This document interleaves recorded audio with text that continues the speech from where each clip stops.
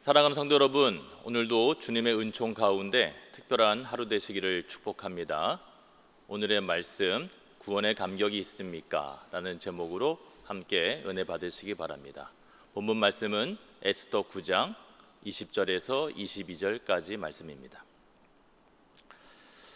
모르드게가 이 일을 기록하고 아하스웨로 왕의 각 지방에 있는 모든 유다인에게 원근을 막론하고 글을 보내어 이르기를, 한 규례를 세워 해마다 아달월 14일과 15일을 지키라. 이날에 유대인들이 대적에게서 벗어나서 평안함을 얻어 슬픔이 변하여 기쁨이 되고 애통이 변하여 길한 날이 되었으니 이 두 날을 지켜 잔치를 베풀고 즐기며 서로 예물을 주며 가난한 자를 구제하라 하매. 아멘. 덴마크 아버지라 불리우며 근대 덴마크를 형성하는 데 중요한 역할을 감당한 분이 니콜라이 그룬투비 목사님이십니다. 그룬투비 목사님은 신이자 종교인, 교육운동가셨는데 그의 계몽사상을 정리하면 하나님 사랑, 이웃 사랑, 그리고 나라 사랑입니다. 전 세계 국가들이 닮고 싶은 선진국 덴마크를 가능하게 한 이 사상에서 오늘날 우리 모두에게 특별한 귀감이 됩니다. 저와 여러분 모두 하나님의 사랑과 이웃 사랑을 실천하고 나라와 민족을 위해서 기도하는 이 새벽 시간 되시기를 부탁합니다. 오늘 본문 말씀은 우리가 잘 알고 있는 에스더에 관한 내용입니다. 당시 페르시아 아하스웨로 왕의 신하 중 1인자이죠. 하만이라는 신하는 그 땅에 살고 있던 유대인들을 말살시킬 계획을 세웠지만 왕비 에스더의 지혜와 모르드게의 충성심으로 인해 오히려 하만 자신이 왕에게 처형당하게 되는 그러한 내용을 우리는 보게 됩니다. 유대인들은 이날을 기념하여 대적에게서 벗어나 평안을 얻게 된 날, 슬픔이 변하여 기쁨이 된 날, 애통이 변하여 길한 날이 된 날이라고 하여 불임절로 지키고 있음을 22절에서 우리는 확인하였습니다. 그럼 과연 오늘 말씀이 주시는 메시지는 과연 무엇일까요? 첫째, 구원의 감격을 깨닫는 것이 하나님의 은혜입니다. 감리교의 시작 존 웨슬리 목사님의 신앙 핵심은 구원론에 있습니다. 예정론과 비교되는 이 만인 구원론의 전제는 모든 사람을 구원하기를 원하시는 하나님의 은총이라는 것인데요. 웨슬리가 세계가 나의 교구라고 외치며 선교의 사명을 감당하게 된 것은 바로 이 구원의 은총이 예수 그리스도를 통해서만 모든 인류에게 전달됐다고 하는 그러한 확신 가운데 있었기 때문입니다. 우리가 하나님의 은총 안에 계속 머무르며 장성하기 위해선 회개, 곧 죄의 인정과 하나님의 은혜에 대한 확신이 전적으로 필요하다는 것을 웨슬리는 평생 외쳤습니다. 디모데전서 1장 15절과 16절 말씀은 다음과 같이 기록되어 있습니다. 밑보다 모든 사람이 받을 만한 이 말이요, 그리스도 예수께서 죄인을 구원하시려고 세상에 임하셨다 하였도다. 죄인 중에 내가 괴순이라. 그러나 내가 긍휼을 입은 까닭은 예수 그리스도께서 내게 먼저 일체 오래 참으심을 보이사 후에 주를 믿어 영생 얻은 자들에게 본이 되게 하려 하심이라 말씀하십니다. 우리는 어제도 오늘도 그리고 내일도 구원의 감격보다는 불만, 욕심, 감정 등이 아주 복잡하게 얽히고 섞인 현실을 마주하게 될 것입니다. 그래서 사도 바울은 내가 죄인 중에 괴수라고 고백하지 않습니까? 성도 여러분, 어떤 상황과 현실에 있으시더라도 오늘 말씀의 에스더와 존 웨슬리를 떠올리시면서 우리에게도 구원의 감격을 깨닫는 하나님의 은혜가 임하시기를 부탁드립니다.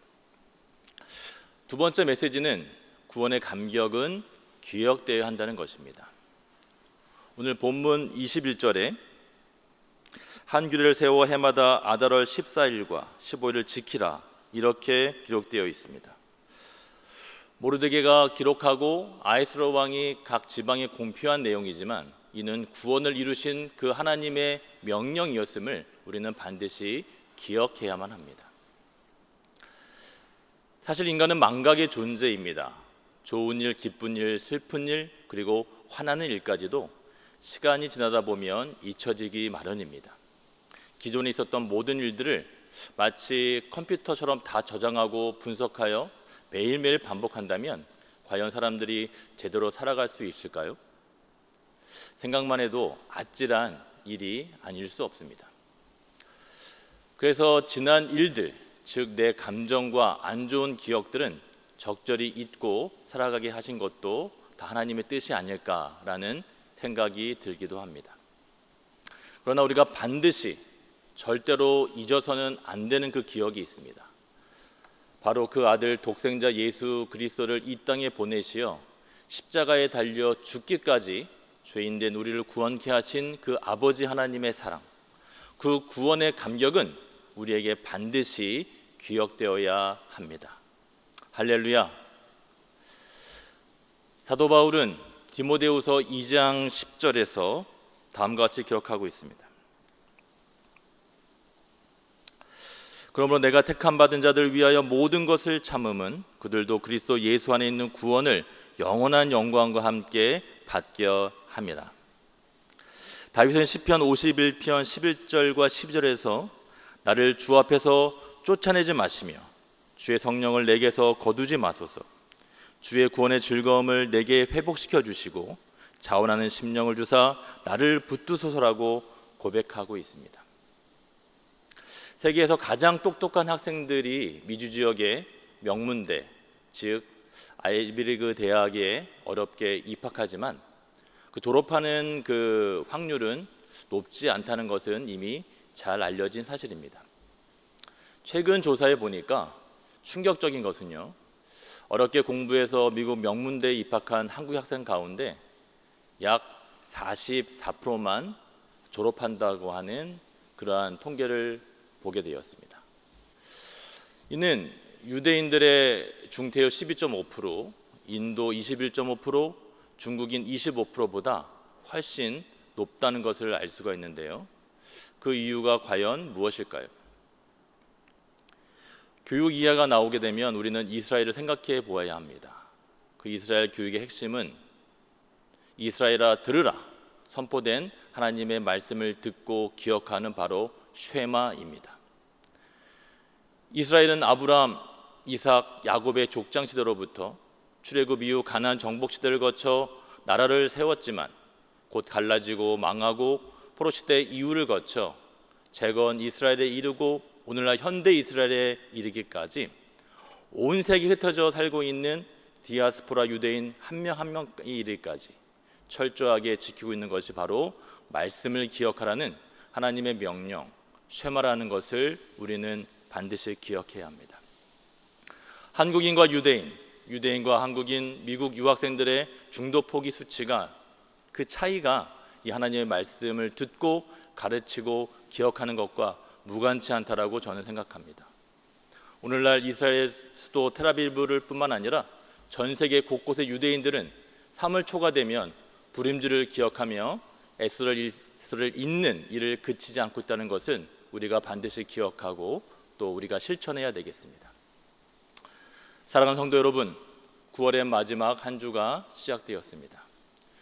요즘 우리 가정과 허락하신 자녀들은 상황이 좀 어떠십니까? 또한 우리 일산광림교회, 우리 꿈동랜드의 자녀들은 어떻게 지내고 계십니까?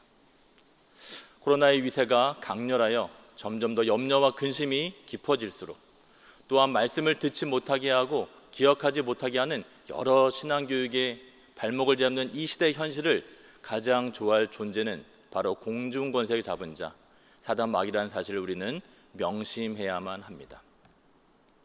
웨슬리가 꿈꿨던 교회는 삶으로 실천하며 선교하는 교회입니다. 웨슬리가 세계가 나의 교구라고 외치며 전도하게 된 것은 다시 강조드리지만 구원의 감격, 즉 구원의 은총이 오직 예수 그리스도를 통해서 모든 인류에게 전달됐다는 것에 대한 분명한 확신이 있었기 때문입니다. 이 구원의 감격이 바로 저와 여러분 그리고 우리 자녀, 학생들과 기억되어져 선교적 실천이 이루어지기를 주님의 이름으로 간절히 축원합니다. 기도하시겠습니다.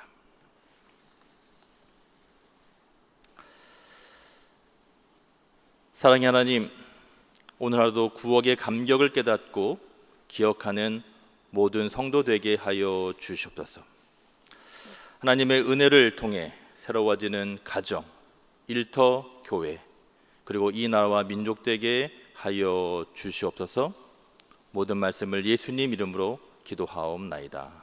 아멘.